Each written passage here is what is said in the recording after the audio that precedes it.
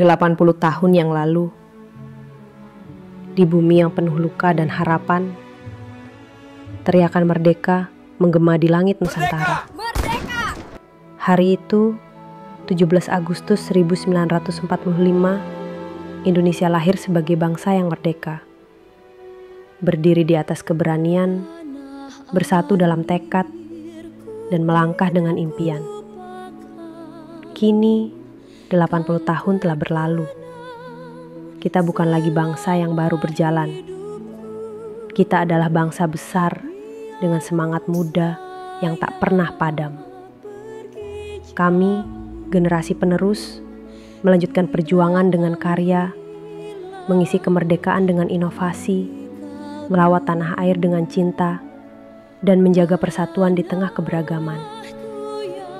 80 tahun Indonesia merdeka. Bukan hanya tentang mengenang masa lalu, tapi tentang menatap masa depan. Bersama, sebagai satu.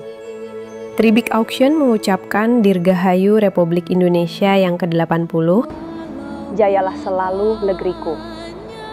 Karena kita melangkah bersama, maju bersama.